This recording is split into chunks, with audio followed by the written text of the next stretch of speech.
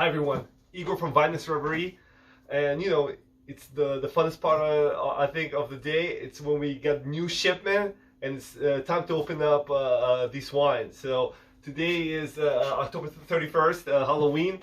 So we hope that these wines are going to be scary good. Pardon the corny humor. So anyway, we're going to start out with some sparkling wines. We have two wines from Lucien Albrecht from Alsace. So this is Cremant d'Alsace. One of them is a Brut, the other one is a Rosé. So Rosé is made 100% Pinot Noir, and the Brut is a Pinot Blanc blend. Two grapes that are allowed to grow in Alsace. Maybe familiar wines, you kind of see them in retail sometimes, but I bring them in because I think they're good values. Both 90-point wines that you can retail at around $20, which is a great price point for a sparkling wine. So what we got? All right, so this is the Brut. They kind of look similar. The Rosé obviously is going to have pink color.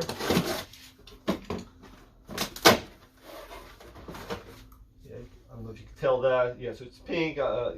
For the Pinot Noir grape, 100% Pinot Noir. And the third sparkling wine is from Limoux. So Limoux, it's a sub-region in the Languedoc, bigger region area. Great value sparkling wines. They're made with a Chardonnay and a Pinot with a little bit of Chenin Blanc. One of the things that Limoux are kind of, proud of, claiming to have discovered is that they say that they discovered sparkling wine before Dom Perignon.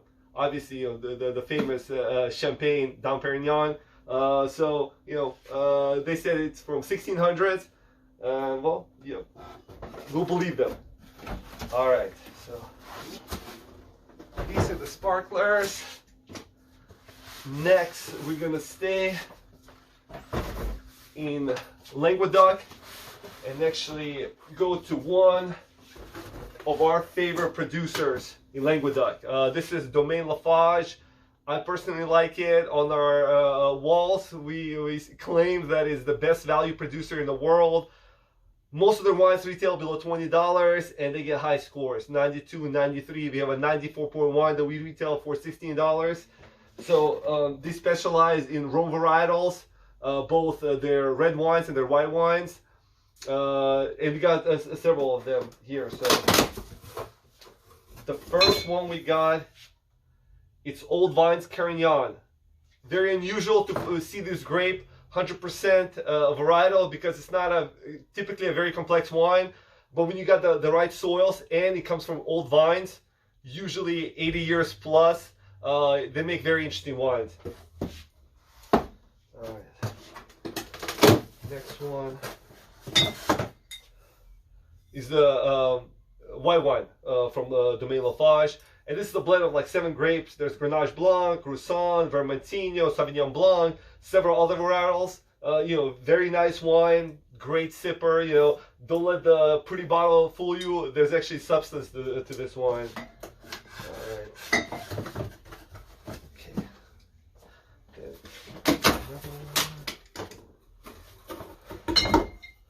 All right, Domaine Lafage, the Nicolas Cuvée. Similar idea as with Carignan, 100% Grenache Blanc, which is very unusual because typically by itself it doesn't make complex wines, but this comes from 80-year-old vines, old vines, interesting wine.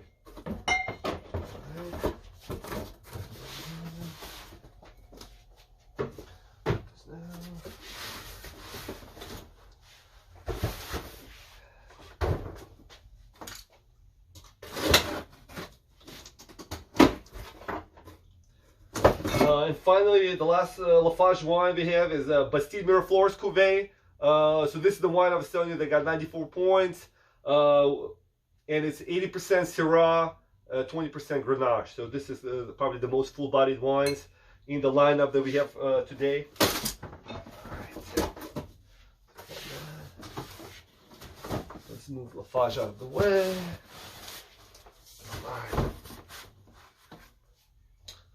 Next we have Pinot Noir from the Pfalz region in Germany. Really nice Pinot. The region is really known more for Rieslings, obviously. They make 5 to 6% of the total plantation of grapes is to Pinot. And for $20, this is a great drinking Pinot, like everyday Pinot.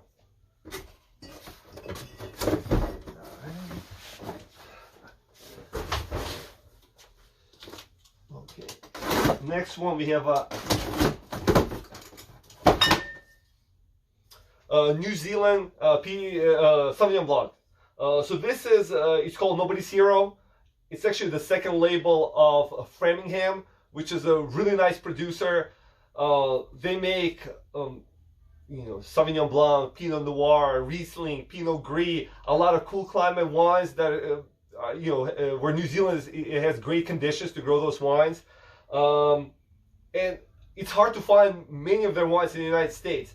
As far as I know, very little gets into the U.S. I wish more of it got into it. I've read great things about them. But at least their Sauvignon Blanc, Nobody's Hero gets in. I tried it. It's a great wine. Decided to bring it in. So, I would definitely recommend you try it too. Okay. All right. Now we're going to Italy, and I'm excited about a lot of the wines. I'm always excited about Domaine Lafarge, but I'm really excited about these wines. So here we have Brunello from Aieta. It's a small winery in Tuscany in the Brunello region. I just have to come across them, just reading a lot of magazines and just articles. It's a wine that nobody on the West Coast has. It has a very little East Coast distribution. So I got their Brunello, and also I got their Rosso Montalcino, which is they call it a baby Brunello because they don't age as long as Brunellos, and it doesn't come from the prime grapes, but they also don't cost as much as Brunellos. But great wines. So we were looking at Brunello. Let me pull up the Rosso.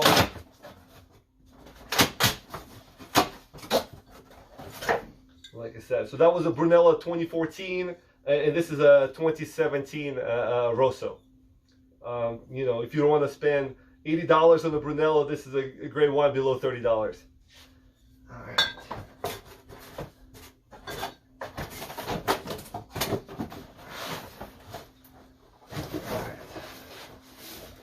Now let's go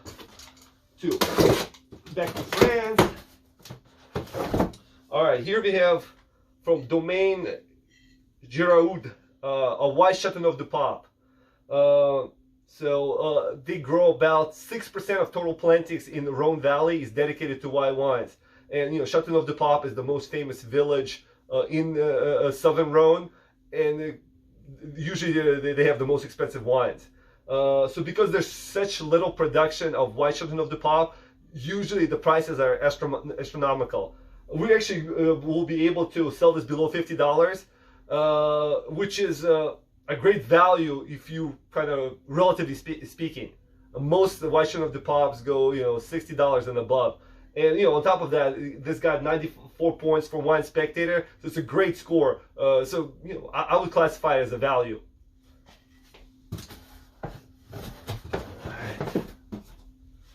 Okay, what got here? Now this is from Spain. So this producer is from Priorat. It's very famous for their Grenache wines. Similar to Languedoc, similar to Rhone Valley. Chateauneuf du Pape that we just talked about. But this is actually their white wine. It's made from Grenache Blanc and Macabeo. They're a very famous producer, kind of similar producer to some Chateauneuf du Pape producers. The wines mostly are very expensive, but this is kind of their entry-level wine, and I think I think it's a great wine to try to kind of get an idea of what their more premium wines might taste like.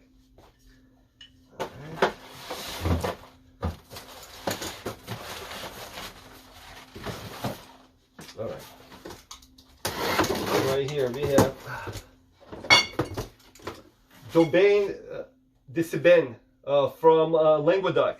And Languedoc, you know, Lafarge is from Languedoc, Limoux was from Languedoc. Languedoc is the biggest producing wine region in the world. About 5% of total wine is produced in that region. You know, most of the wines are made in bulk. And you know, I'll give you an example. A lot of these, you know, wine clubs, you know, like Wall Street Journal's wine club, when they say, oh, you get a great deal, it's, you know, $120 value, or, you know, $200 value, and you get these wines for like 80 bucks, a dozen of great wines.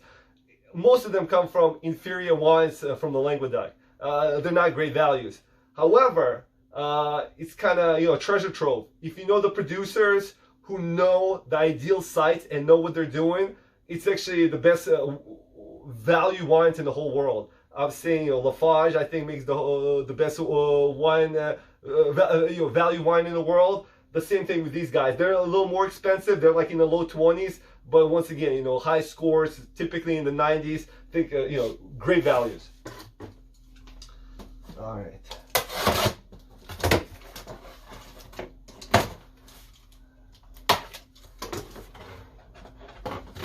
Alright, so this is Bodega Marañones from Madrid. We were just talking about Priorat, how they specialize in Grenache-based wines. But actually, these guys, Bodega Marañones, and there's a couple other ones, Commando G, Denis Landy, it's a group of friends who are kind of pioneering winemakers, and that they're making Grenache not in a full body style, which is what it's typically made in, like in Priorat, like in Shipment de Pop, but like lighter Pinot-esque Grenaches. They've been written up a lot of times. At first, I read about them from Justice Robinson, you know, where I get a lot of my information from. But even, you know, in the past year, New York Times have hyped them up.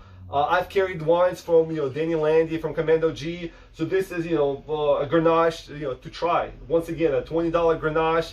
I think it's a spectacular value. All right. And I think we have one more.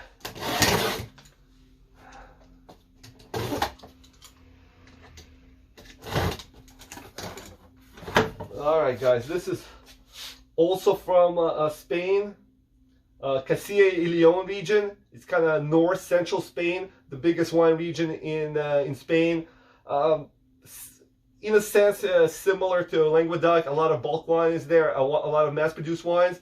But these guys, Maquina y Tabla, you know, this is a Verdero wine, so a white wine, great wine. And actually, an interesting side story behind this. When I first opened up the store, I talked to the importer who brings in these wines, and the importer is based on the East Coast, but they have, you know, representation on the West Coast. So not their whole portfolio is in the West Coast. So I asked them about, hey guys, are you gonna have these wines on the West Coast? And they were like, nah, well, we need to see if there's interest. So, you know, long story short, you know, a year later, I guess there was enough interest, maybe just for me, because I don't see anybody else on the West Coast carrying these wines. So when I saw that they had them on their West Coast catalog, I jumped on it. So excited about this wine. Like I said, one of those pioneering producers that make great wines right now, and I think it's a great time to buy them before their reputation expands. Because, you know, when reputation expands, the price of wine does not go down, it goes up. So, you know, I hope you guys enjoyed the little introduction, and you know where to find these wines. It's here at Vinous Reverie. All right, guys, I'll talk to you next time. Thank you.